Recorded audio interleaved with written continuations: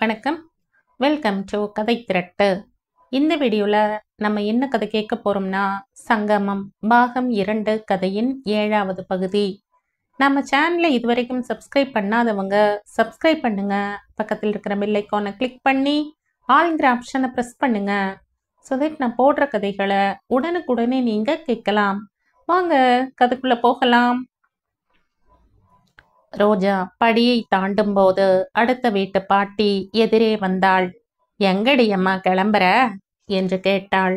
ரோஜா காதில் விழாதது போல பதில் சொல்லாமல் கிடுகிடுவென்று போய் காரில் உட்கார்ந்து கொண்டாள்.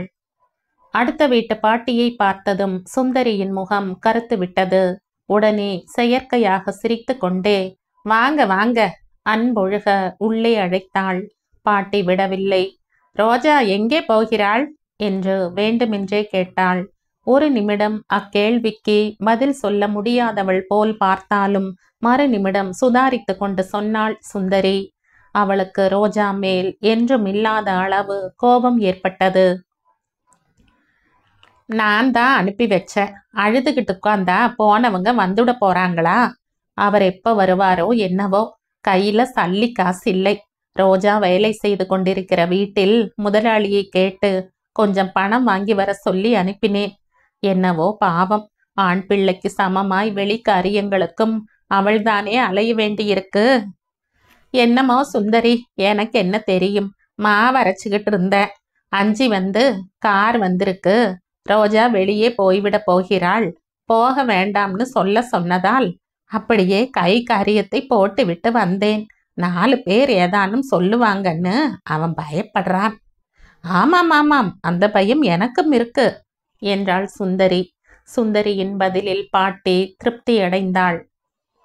ஒண்ணுமில்ல, நம்ம தெருவில் இருப்பவங்களை பத்தி உனக்கு தெரியாதா? வதந்திகளை பரப்பாவிட்டால் அவர்களுக்கு உயிர் வாழ முடியாது. என் பேரனுக்கு ரோஜாவை கேட்ட விஷயம் நான் இன்னும் யாரிடமும் சொல்லவே இல்லை. அதற்குள்ளே செய்தி பரவிவிட்டது. அந்த அம்புஜம் நேரிலேயே கேட்டுவிட்டாள். இத பார் சுந்தரி, நீ என் மகள் போன்றவள். என் மனதில் இருப்பதை சொல்லட்டுமா? உன் முகத்தை பார்த்துத்தான் இந்த கல்யாணத்துக்கு சம்மதித்தேன். எனக்கு துளி கூட விருப்பமில்லை. எனக்கு இருப்பதோ அவன் ஒருத்தன்தான். அந்த பெண்ணை விட்டால் கல்யாணமே வேண்டாம்னு பிடிவாதமாய் இருக்கான். கடவுள் மேல் பாரத்தை போட்டு விட்டு சம்மதிச்சேன். சுந்தரி சட்டென்று பாட்டியின் கைகளை பற்றி கொண்டாள். உங்களை போன்றவங்களை இந்த உலகில் காண்பதே ரொம்ப அரிது. இவ்வளவு நல்ல மனசு இருப்பவங்களை நான் எங்கும் பார்த்ததில்லை. உள்ள வாங்க, ஒரு வாய் காப்பி குடிச்சிட்டு போகலாம். என்னவோ போங்க. சாவித்திரி இன்னும் கட்டிலில் படுத்து கிடக்கிறாள் என்று தோன்றுகிறது. சமையல் அறைக்கு போனால் அண்ணின்னு குரல் பின்னால் கேட்கிறாற் போல் இருக்கு. ரொம்ப திகிலா இருக்கு என்று சுந்தரி பயந்து விட்டவள் போல நடித்து கொண்டே அறை கதவை சாத்தி விட்டாள். வரதட்சணை இல்லாமல் அஞ்சி ரோஜாவை திருமணம் செய்துக்க சம்மதிச்ச செய்தி சுந்தரியின் காதுகளில் தேன் போல பாய்ந்தன. ரோஜாவுக்கு திருமணம் முடித்து விட்டால் ஒரு பக்கம் மருமகளை ஒருவன் கையில் பிடித்து கொடுத்து விட்டாள் என்ற நல்ல பெயர் கிடைப்பதோடு பிற்காலத்தில் சங்கரன் சம்பாதித்தாலும் சம்பாதிக்காவிட்டாலும் எஞ்சிய காலத்தை அவர்கள் நிழலில் நிம்மதியாக கழித்து விடலாம். ரோஜா கிழித்த கோட்டை அஞ்சி தாண்ட மாட்டான். இந்த செய்தி வெளியில் தெரிந்தால் யாராவது குறுக்கே விழுந்து தடுத்து விடுவார்களோ என்ற பயம்தான் சுந்தரிக்கே. அதனால் கூடிய விரைவில் திருமணத்தை முடித்து விட வேண்டும் என்று துடித்து கொண்டிருந்தாள். சங்கரன் வேலை செய்யும் டிராமா கம்பெனியில் தபலா வாசிக்கும் ஆள் ஒருவன் இந்த ஊருக்கு வந்திருந்தானாம். வீட்டுக்கு போய் விசேஷங்களை தெரிந்து வர சங்கரன் சொல்லி அனுப்பியதால் நேற்று மதியம் வந்திருந்தான். சுந்தரி ரோஜா அஞ்சி திருமண விஷயம் சுருக்கமாக எழுதியதோடு, உங்கள் தங்கை சாவித்திரியின் உடல் நலம் சரியில்லை, எதுவும் சொல்வதற்கில்லை, உங்களுக்காக ஏங்கிக்கிட்டு இருக்கிறாள், இதை பார்த்ததும் உடனே கிளம்பி வரவும் என்று கடைசியாக எழுதி வைத்தாள். தங்கையின் நலனை பற்றிய அக்கறை சங்கரன் மீது உடனே வேலை செய்யும் என்று அவளுக்கு நன்றாகவே தெரியும். தான் எழுதிய வேலை எப்படிப்பட்டதோ, நிஜமாகவே சாவித்திரி இறந்து போய்விட்டாள். உண்மையை சொல்ல வேண்டுமென்றால் சாவித்திரியின் மரணம் சுந்தரிக்கு நிம்மதியை கொடுத்ததென்றே சொல்லலாம். எந்த வீட்டில் வேணுமானாலும் இருக்கலாம். ஆனால் படுத்த படுக்கையாய் நோயாளிகள் இருக்கும் வீட்டில் மட்டும் இருக்க முடியாது என்று சுந்தரிக்கு தோன்றும். அழாதம்மா, ரோஜாம்மா, அழாத. விஜய் போனில் இந்த செய்தி சொன்னதிலிருந்து நான் எவ்வளவு வேதனைப்பட்டேன் என்று உனக்கு தெரியாது. உன்னை எப்படி தேற்றுவது என்று எனக்கு புரியவில்லை. கைகளில் முகம் புதைத்து விக்கி விக்கி அழுது கொண்டிருந்த ரோஜாவின் தலையை வருடிக்கொண்டே வேதனையுடன் சொன்னார் வேணுகோபாலன். அழுகையினூடே ரோஜா சொன்னாள், அம்மா என்னுடன் பேசவே இல்லை. இந்த வேலையை விடாததற்கு அவள் என்னை மன்னிக்கவே இல்லை. அது நினைவுக்கு வரும்போதெல்லாம் என் மனம் நொறுங்கி போகிறது. வாழ்நாள் முழுவதும் என்னை இந்த வேதனை துரத்தி கொண்டே இருக்கும்.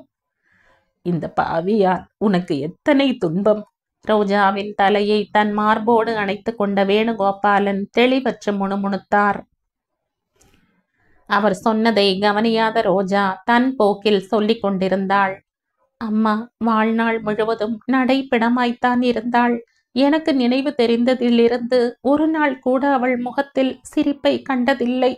எப்போதும் ஏதோ குற்றம் செய்து விட்டவள் போல ஒதுங்கி ஒதுங்கி இருப்பாள். வாழ்க்கையில் பாதி நாட்கள் உபவாசத்தில் கழித்தாள். எத்தனை இரவுகள் தூக்கமே இல்லாமல் சூனியத்தை வெறித்து பார்த்து கொண்டு எப்படி படுத்து கொண்டிருந்தாளோ. குழந்தைகள் வளர்ந்த பிறகும் அவளுக்கு அவர்களால் எந்த பிரயோஜனமும் ஏற்படவில்லை. செந்துவை பார்க்க தவித்து கொண்டே கடைசி வரை அவனை பார்க்காமலேயே உயிரை விட்டுவிட்டாள். யாராவது அதிருப்தியுடன் இறந்து போனால் அவர்களின் ஆத்மாவுக்கு அமைதி இருக்காது என்பார்கள். என் அம்மாவுக்கு இறந்த பிறகாவது அமைதி கிடைக்குமா? ரோஜாவின் துக்கம் கட்டுக்கடங்காமல் போயிற்று. வேணுகோபாலன் எதுவும் செய்ய முடியாத இயலாமையுடன் குற்றவாளியை போல் பார்த்தார். ரோஜா துக்கத்தை கட்டுப்படுத்தி கொள்ள அரும்பாடுபட்டாள். என் அம்மா அப்பாவுக்கிடையே என்ன நடந்ததோ எனக்கு தெரியாது. கொஞ்சம் நினைவு தெரிந்த பிறகு விஷயத்தை தெரிந்து கொள்ள அம்மாவிடம் இதை பற்றி கேட்டபோது ஓவென்று கதறி எழுதுவிட்டாள். தான் துரதிர்ஷ்டசாலி என்றும் நாங்க கொடுத்து வைக்காதவங்க என்றும் இந்த 2 வார்த்தைகளை தவிர 3வது வார்த்தை அவள் வாயிலிருந்து என்னால் வரவழைக்க முடியவில்லை. அவளுக்கு இத்தனை தீங்கை இழைத்த அந்த நபரை பற்றி தவறி போய் கூட கெடுதலாக சொல்ல மாட்டாள்.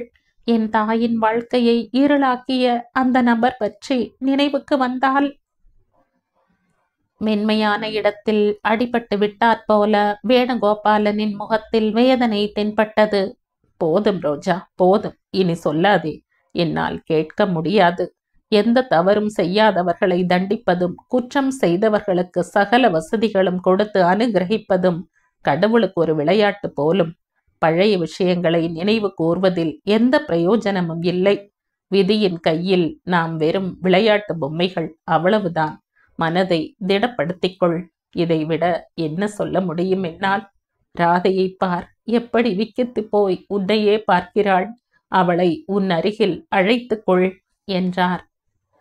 ரோஜாவை பார்த்ததும் தலை வாரிக்கொள்ள சீப்பு ரிப்பன்களை எடுத்துக்கொண்டு ஓடி வந்த ராதை என்றும் இல்லாத விதமாய் ரோஜா அழுது கொண்டிருப்பதை பார்த்து மிரண்டு போய் தொலைவிலேயே நின்று விட்டாள். தந்தை ஜாடை காட்டி அழைத்ததும் மெதுவாய் அருகில் வந்தாள். ராதையை இடது கையால் அருகில் இழுத்து கொண்டு வலது கையினால் ரோஜாவின் தோளை சுற்றி போட்டு கொண்டார் வேணுகோபாலன்.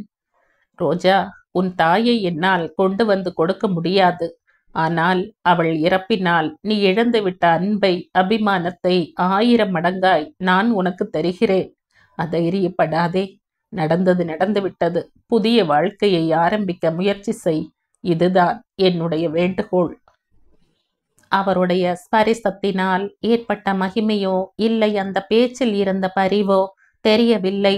ரோஜாவின் நெஞ்சில் கனன்று கொண்டிருந்த வேதனை தீயானது கொஞ்சம் கொஞ்சமாக தணிய தொடங்கியது. அதே நேரத்தில் அப்பொழுதுதான் லாயர் மாதவராவ் வீட்டிலிருந்து திரும்பி வந்தாள் லாவண்யா. நேராக தந்தையிடம் சென்று சூடாக ஏதோ கேட்க நினைத்து அவ்வறைக்குள் நுழைய போனவளுக்கு கண் எதிரில் தென்பட்ட காட்சி முகத்தில் தணலை வாரி கொட்டியது போல் இருந்தது.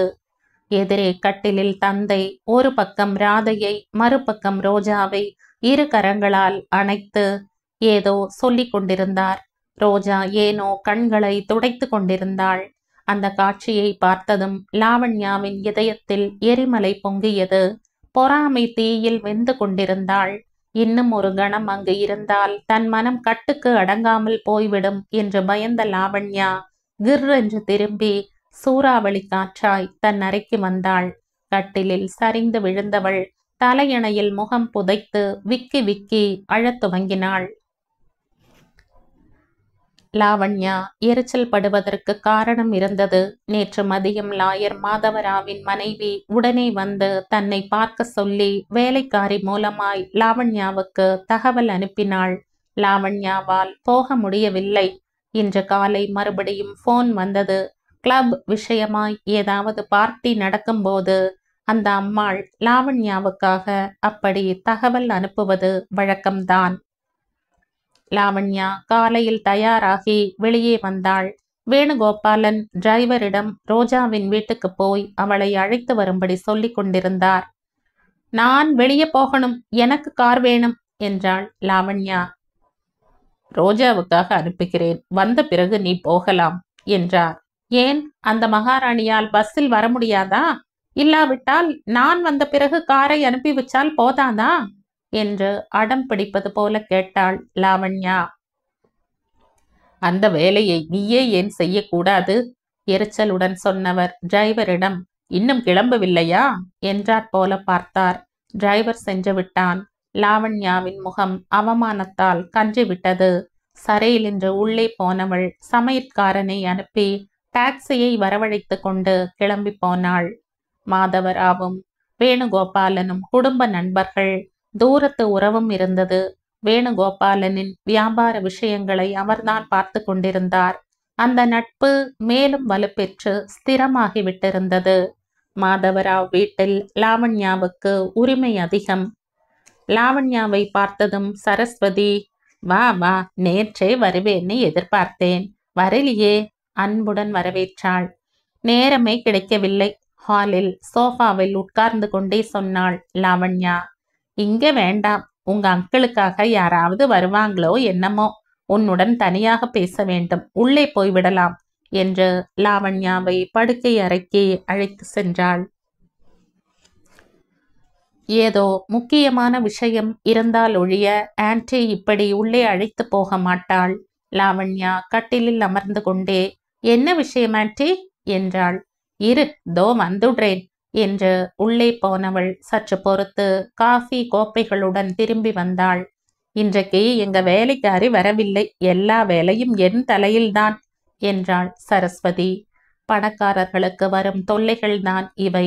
சமையல்காரி வரவில்லை, வேலைக்காரி சரியாக இல்லை, இப்படி. நல்ல சமையல்காரியாக இருந்தால் கொஞ்சம் பாரு என்று வேண்டுகோள் விடுக்கப் போகிறாளோ என்று லாவண்யா பயந்து விட்டாள்.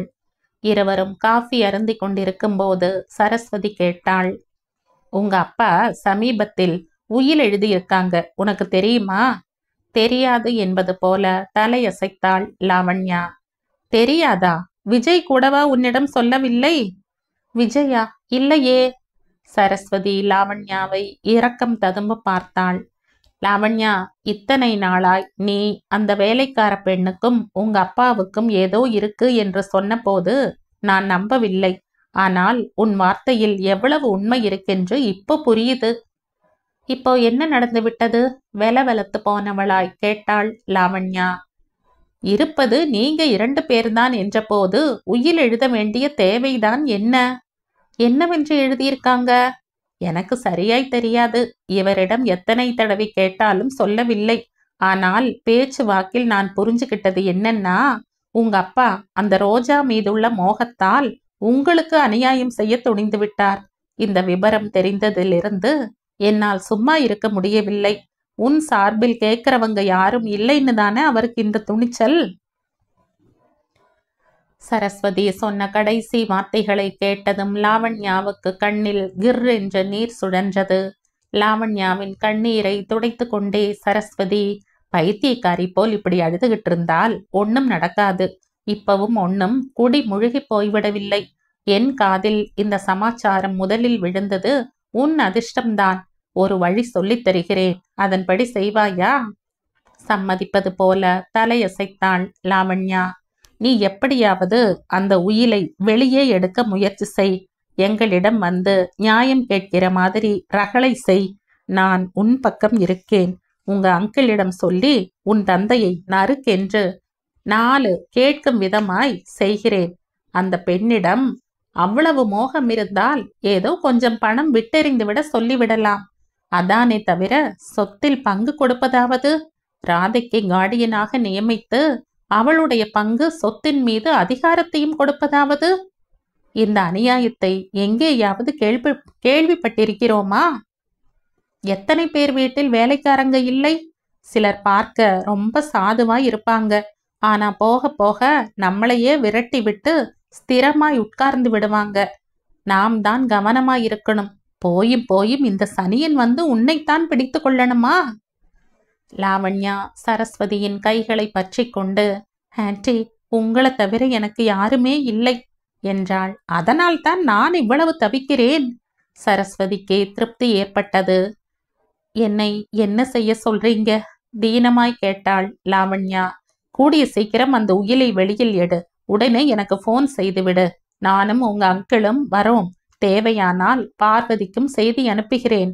பாரு, இந்த வேலை விஜய் ஊரிலிருந்து வரும் முன் நடக்கணும்.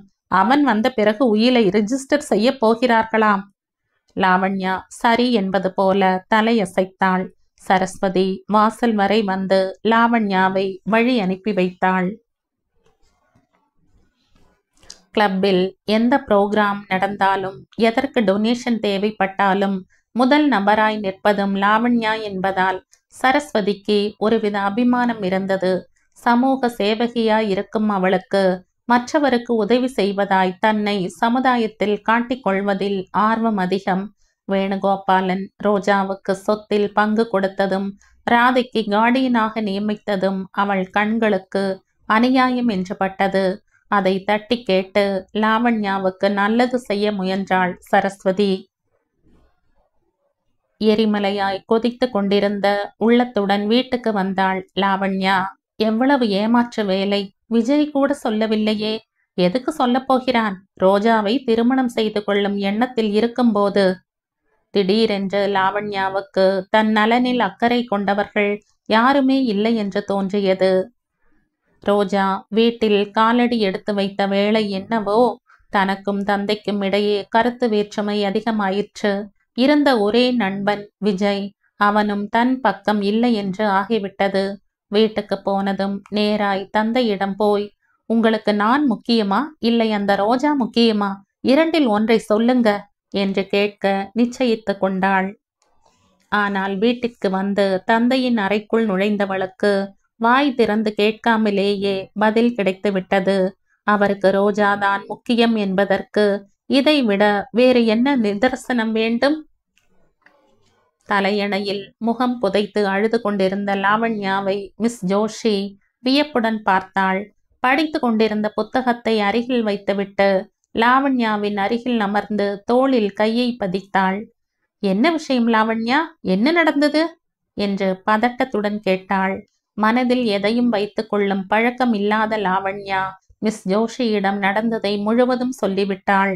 லாவண்யாவுக்கு நடந்த அநியாயத்தில் விஜய்க்கும் பங்கு இருப்பது தெரிந்து மிஸ் ஜோஷியின் முகத்தில் கோபம் எட்டி பார்த்தது. விஜய்க்கு அந்த வேலைக்கார பெண்ணிடம் இவ்வளவு அக்கறை இருப்பானேன்? சற்று நேரம் யோசித்துவிட்டு லாவண்யாவின் தோளில் லேசாக தட்டி அழைத்தாள். நான் ஒரு வழி சொல்லட்டுமா? சொல்லு. உன்னை தவிர எனக்கு இந்த உலகில் யார் இருக்காங்க என்றாள் லாவண்யா குரல் தழுதழுக்க. மிஸ் ஜோஷியின் முகம் மலர்ந்து விட்டது.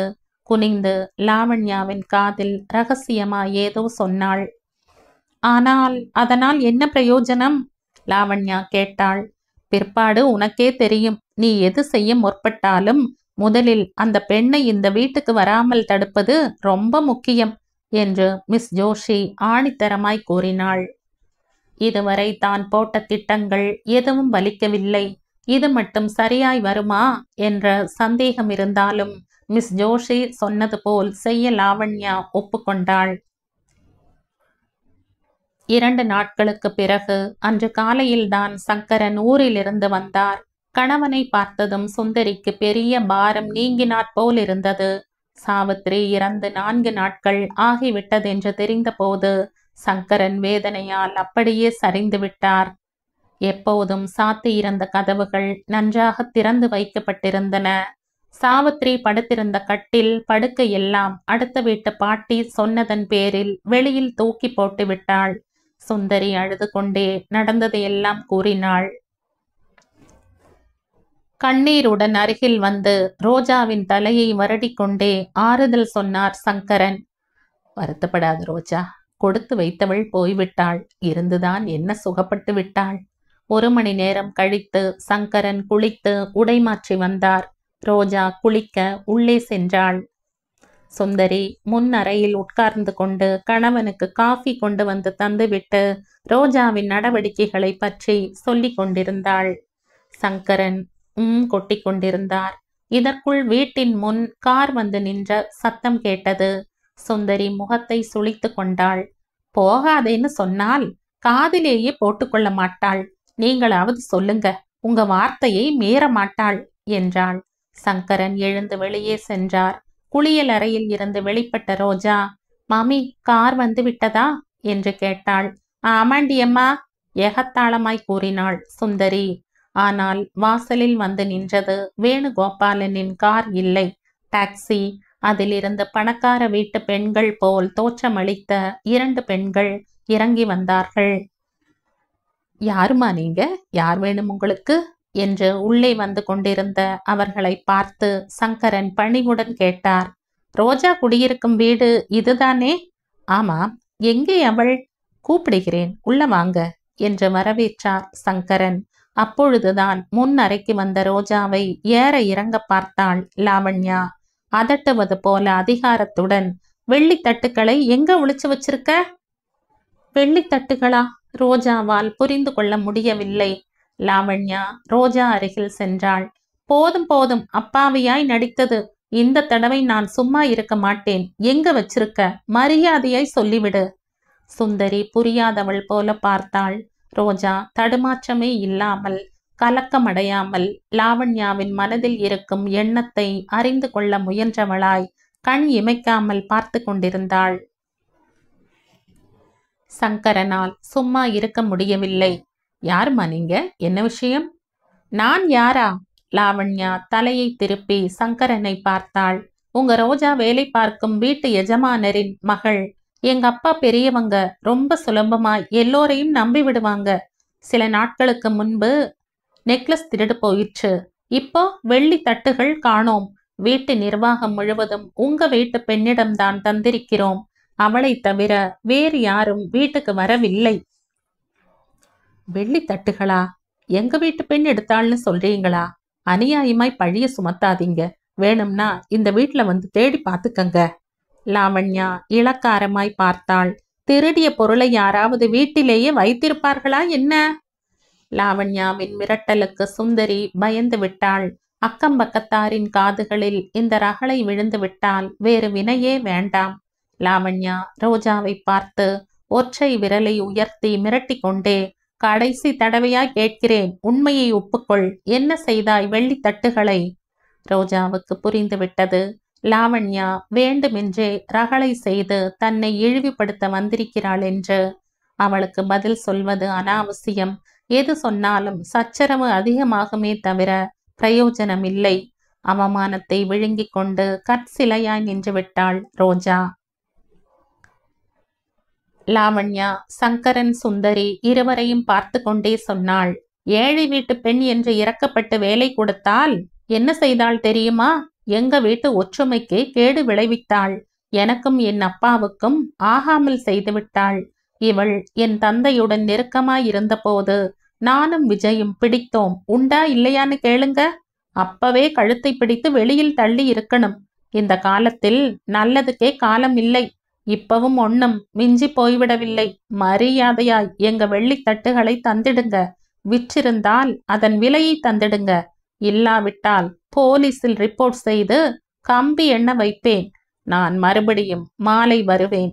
அப்போது பணத்தையாவது பொருளையாவது தந்தாகணும். வா ஜோஷி, போகலாம் என்று லாவண்யா தரை அதிர கிளம்பி சென்றாள். சங்கரன் திக் பிரம்மை அடைந்தவர் போல வாயடைத்து நின்று விட்டார். என்னடி ரோஜா, இதெல்லாம் என்ன?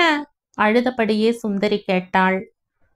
அந்த பெண்ணுக்கு என்னை கண்டால் பொறாமை மாமி, வேறொன்றும் இல்லை. அந்த பெண் அப்படி பொறாமைப்படுபவளாயிருந்தால் நீ அந்த வீட்டுக்கு போவதை என்றைக்கோ நிறுத்தி இருக்கணும் என்று சங்கரன் கடிந்து கொண்டார். அரை மணி நேரம் கழித்து ரோஜா தயாராகி வெளியில் கிளம்ப முற்பட்டாள். சங்கரன் கடினமான குரலில் கேட்டார், எங்கு கிளம்பிவிட்டாய்? நான் போய் வருகிறேன் மாமா. அவருக்கு நடந்ததை சொல்லிவிட்டு வந்து விடுவேன். நீ எங்கேயும் போக தேவையில்லை, உள்ளே போ.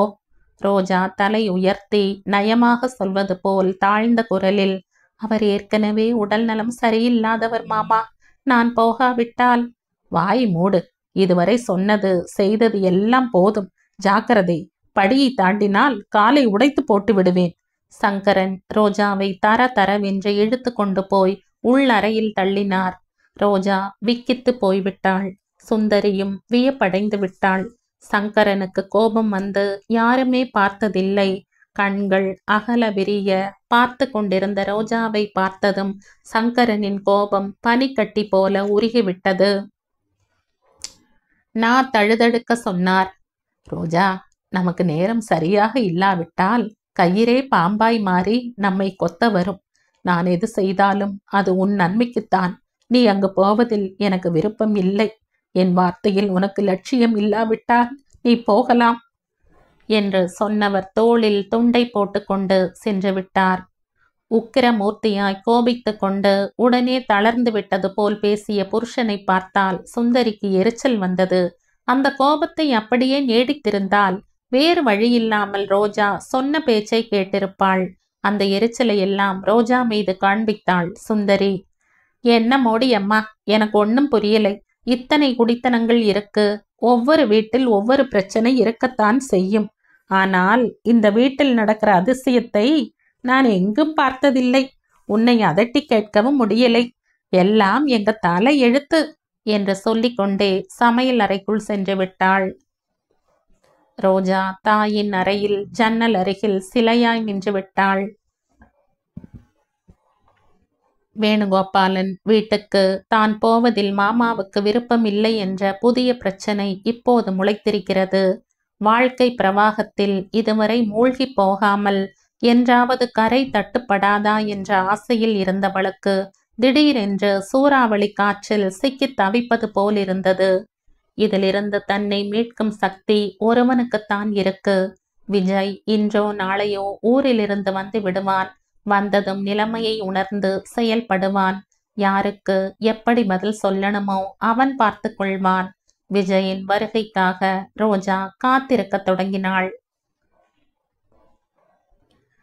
அன்று மதியம் பூனாவிலிருந்து தந்தி வந்தது. மிஸ் ஜோஷியின் தாய்க்கு உடல் நலம் சரியில்லை என்றும் உடனே அவளை புறப்பட்டு வர சொல்லியும் அவளுடைய தந்தி கொடுத்திருந்தார். உடனே மிஸ் ஜோஷி தன் பெட்டியில் துணிமணிகளை எடுத்து வைக்க தொடங்கினாள். போக போறியா என்று வருத்தத்துடன் வினவினாள் லாவண்யா. என்ன செய்யட்டும், எனக்கு போக இஷ்டமில்லைதான், ஆனால் வேறு வழி இல்லையே என்றாள் மிஸ் ஜோஷி. உண்மையிலேயோ அவளுக்கு போக இஷ்டம் இல்லை. இந்த குடும்பத்தில் நடத்திய நாடகம் கிளைமாக்ஸில் இருக்கிறது. இனி என்ன நடக்கும் என்ற எதிர்பார்ப்பு மிஸ் ஜோஷிக்கு உற்சாகத்தை தந்தது. இதை முழுவதுமாக பார்த்து விடத்தான் ஊருக்கு போக நிச்சயித்து கொண்டு இப்போதைக்கு வரமாட்டேன் என்று பெற்றோருக்கு கடிதம் எழுதி போட்டிருந்தாள். அவள் தாயும் அதற்கு அனுமதி வழங்கியிருந்தாள். ஆனால் அதற்குள் இப்படியாகிவிட்டது. லாவண்யா சிநேகிதியை வழி அனுப்ப ரயில் நிலையத்துக்கு சென்றிருந்தாள். மிஸ் ஜோஷி ரயில் ஏறும் முன் லாவண்யாவை பார்த்து, லாவண்யா, இங்கு நடக்கும் விஷயங்களை உடனுக்குடனே எனக்கு தெரியப்படுத்துவா இல்லையா என்றாள். அவள் அப்படி கேட்டது 4வது முறை. கட்டாயம், எழுதாமல் இருக்க முடியுமா என்னால்? வருத்தம் கலந்த குரலில் சொன்னாள் லாவண்யா. மிஸ் ஜோஷி கிளம்பி போவதால் தனக்கு பக்க பலம் குறைந்து விட்டது போல் உணர்ந்தாள் லாவண்யா. ரயில் கண் மறைவாகும் வரை அந்த பக்கமே பார்த்து கொண்டிருந்த லாவண்யாவுக்கு தாங்க முடியாத தனிமை ஏற்பட துக்கம் பொங்கி வழிந்தது. விழிநீர் பார்வையை மறைத்தது. வீட்டுக்கு போக பிடிக்கவில்லை.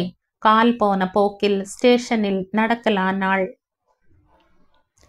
பின்னாலிருந்து யாரோ ஹலோ என்ற குரல் கேட்டது.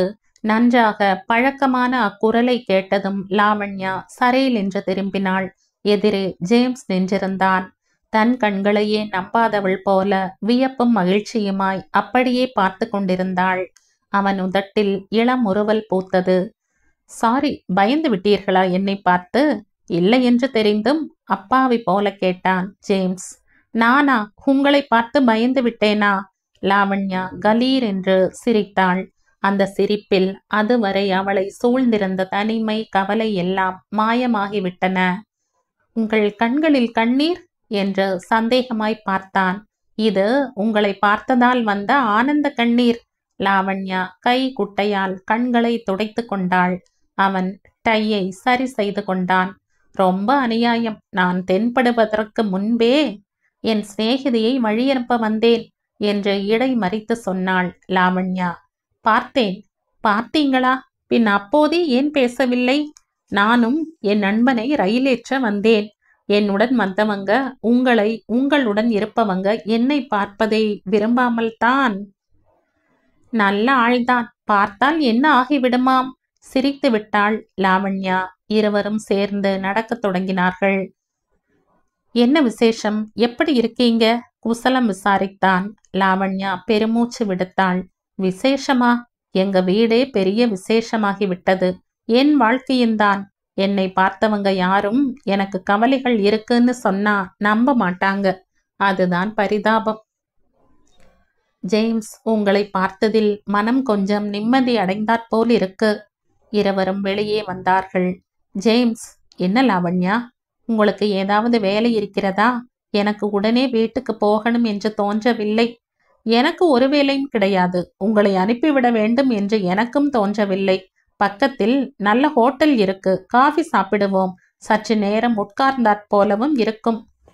முகமலர சம்மதிக்க போன லாவண்யா உடனே நான் வரமாட்டேன் என்றாள், உதட்டை சுழித்து கொண்டே. ஏன்? எதற்காக? புரியாதவன் போல் பார்த்தான்.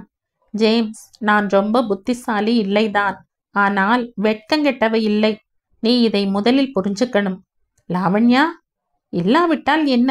எத்தனை தடவை நான் உன் ரூமுக்கு வந்திருக்கிறேன். எத்தனை தடவை உன்னோடு சாப்பிட்டிருக்கிறேன். ஒரு தடவையாவது எங்க வீட்டுக்கு வந்திருக்கீங்களா என்று நிஷ்டூரமாய் பார்த்தாள். அவன் சட்டென்ற முகத்தை திருப்பிக் கொண்டு எங்கேயோ பார்த்தான். அவன் கன்னங்களில் வேகமாய் ரத்தம் பாய்ந்தது லாவண்யாவுக்கு தெரியாது. அவன் தேடிப்போன மூலிகையை தானே எடுத்து அவன் கையில் கொடுக்க போவதும் லாவண்யாவுக்கு தெரியாது. ஒரு நிமிடத்தில் சுதாரித்து கொண்டவன் லாவண்யா பக்கம் பார்த்தான். அவன் முகம் அமைதியாய் களங்கமற்ற புன்னகையுடன் தென்பட்டது. இந்த தடவை அழைத்துப் பார், கட்டாயம் வருவேன். உண்மையாகவா? உண்மைதான். நம் நட்பு மீது எனக்கு நம்பிக்கை வந்துவிட்டது.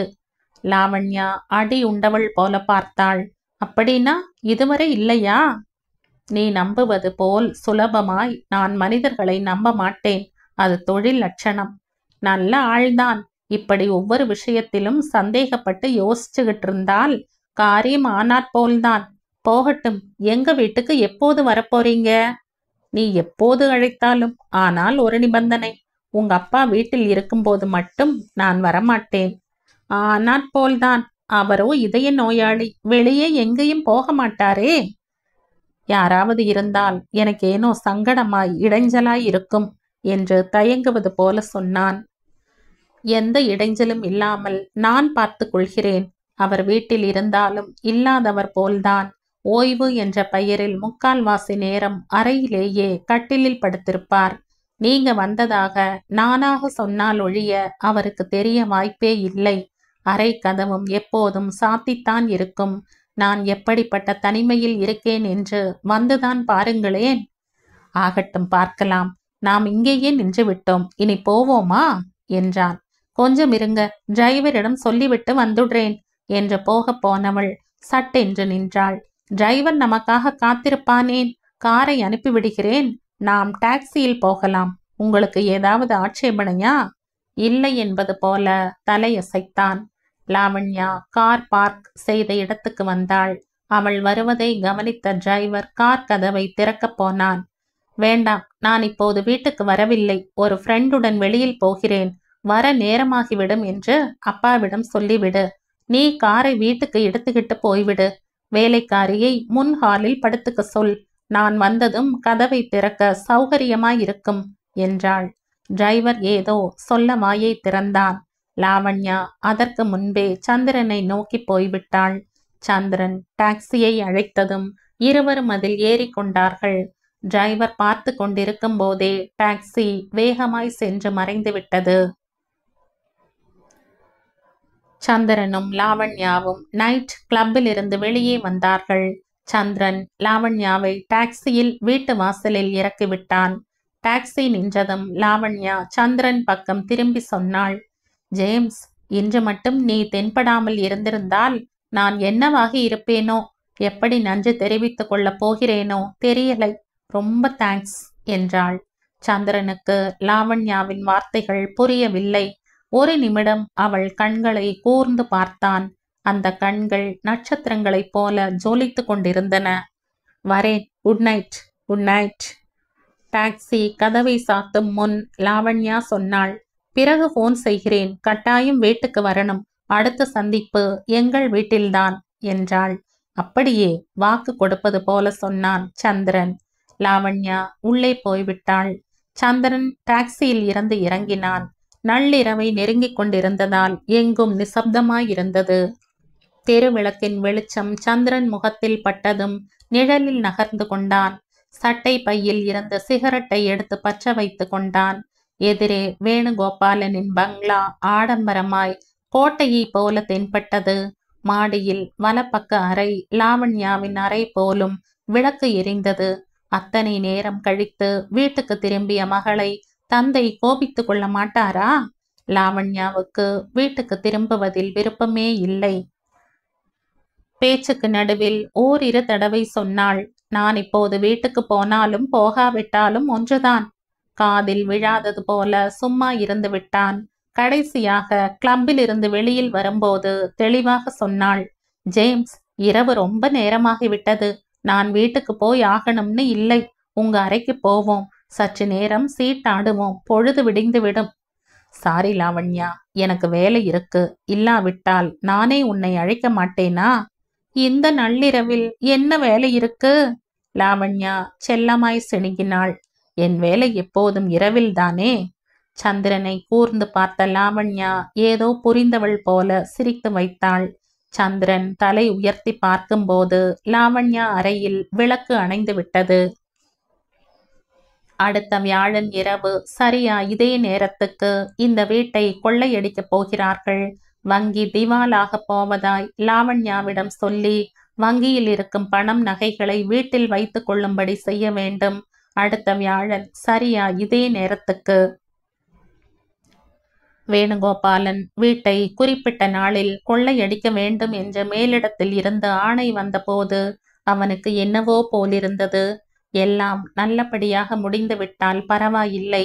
ஆனால் ஏதாவது தடங்கல் வந்தால், தான் பிடிபட்டு விட்டால்? ஸ்நேகபூர்வமாய் சிரித்து கொண்டிருக்கும் லாவண்யாவின் அழகிய முகம் கண் முன் நிழலாடிற்று. தன்னை பற்றிய உண்மை தெரிந்தால் அந்த முகம் எப்படி மாறுமோ, தன்னை எப்படி பார்க்குமோ அவனுக்கு தெரிந்துதான் இருந்தது. நம்பாதவர்களை விட நம்பியவர்களை ஏமாற்றுவது ரொம்ப சுலபம். ஆனால் அதற்கு மனசாட்சியை அடகு வைக்க வேண்டியிருக்கும். இதற்கு முன் சந்திரனுக்கு தான் பிடிபட்டாலும் பரவாயில்லை என்ற துணிச்சல் இருந்தது. ஆனால் இப்போதோ ரோஜாவின் வாழ்க்கை ஒரு நிலைக்கு வரும் நேரம், தன்னை பற்றி ஏதாவது வெளியில் தெரிந்து அதனால் பிரச்சனை ஏற்பட்டால் அவளுடைய எதிர்காலம் பாதிக்கப்படுமே என்ற பயம் நெஞ்சில் உறுத்தி கொண்டிருந்தது. அதனால் தான் பூனாவில் விஜயை சந்திக்கும் போது தன்னை பற்றிய உண்மையை சொல்லிவிட நிச்சயித்துக் கொண்டான். தன் வாழ்க்கைக்கும் ரோஜாவின் எதிர்காலத்துக்கும் முடிச்சு போட வேண்டாம் என்றும், தேவைப்பட்டால் அவர்கள் கண்ணில் படாமல் தொலைவுக்கு தான் போய் விடுவதாக வாக்கு கொடுக்கவும் நிச்சயித்திருந்தான். சிலரை பார்த்ததும் சில விஷயங்கள் புரிந்துவிடும். விஜயை பார்த்ததும் ஏனோ இவன் மற்றவர்கள் போல் இல்லை என்று தோன்றியது. அவனிடம் தென்படும் பண்பு உண்மையானது என்று தோன்றியது. நல்லது கெட்டது பிரித்து பார்க்கும் தன்மை உடையவன் போல தோன்றியது. ஆனால் பூனாவில் விஜயை சந்திக்க முடியாமல் போய்விட்டது. விஜய் தன்னை சந்திக்கத்தான் பூனாவில் இறங்கப் போகிறான் என்று தெரியும். ஆனால் அன்றைக்கே சூட்கேஸ் ஒன்றை எடுத்துக்கொண்டு உடனே ஹைதராபாத் போக சொல்லி உத்தரவு வந்தது. அவசர வேலையாய் வெளியூருக்கு போவதால் உங்களை சந்திக்க முடியவில்லை. மன்னிக்கவும், வந்ததும் நானே உங்களை சந்திக்கிறேன் என்று ஒரு பேப்பரில் கிறுக்கி விஜய் தங்கப் போகிற ஹோட்டலுக்கு அனுப்பிவிட்டு கிளம்பி போனான். விஜய் என்ன நினைத்து கொண்டானோ என்னவோ, என்ன செய்வது? சந்திரன் கண்முன் அன்றைய தினம் தான் காரில் சூட்கேஸுடன் ஹைதராபாத்துக்கு கிளம்பிய காட்சி நிழலாடிற்று. அந்த சூட்கேஸ் முழுவதும் நகைகள் இருந்தன. பூனா அருகில் இருந்த ஒரு கிராமத்தில் சேட்டு வீட்டில் திருமணம். பெரும் செல்வந்தர் தன் ஒரே மகளின் திருமணத்தை ஆடம்பரமாய் ஏற்பாடு செய்திருந்தார். உறவினர் வருகையால் வீடு நிறைந்திருந்தது. சரியாய் திருமணம் அடுத்த நாள் என்றபோது அந்த வீட்டில் நகைகள், பணம் எல்லாம் கொள்ளையடிக்கப்பட்டன. கேங்கை சேர்ந்த இருவர் ஏற்கனவே அந்த வீட்டில் வேலை ஆட்களாக சேர்ந்திருந்ததால் நினைத்த காரியம் திட்டமிட்டபடி நிறைவேறியது. திருடப்பட்ட நகைகள் ஒரு சூட்கேஸில் வைக்கப்பட்டு சந்திரனிடம் கொடுக்கப்பட்டது. அவற்றை உடனே ஹைதராபாத் எடுத்துக்கொண்டு போய் உருக்க ஏற்பாடு செய்ய சொல்லி ஆணை வந்தது. நகைகளை தட்டான் உருக்கும் போது காவலாய் உட்கார்ந்திருந்த சந்திரன் அதையே கண் இமைக்காமல் பார்த்து கொண்டிருந்தான். அந்த குடும்பம் என்னவாயிற்றோ? அந்த திருமணம் நடந்ததோ நின்று விட்டதோ? அந்த மணமகள் தற்கொலை செய்து கொண்டிருப்பாளோ? அந்த பாவம் தங்களுக்கு சேராதா? அந்த மணமகள் ரோஜாவா இருந்தால்? சந்திரனின் உடல் நடுங்கிற்று. கையில் இருந்த சிகரெட் தீர்ந்து விடவே அடுத்ததை பற்ற வைத்து கொண்டான்.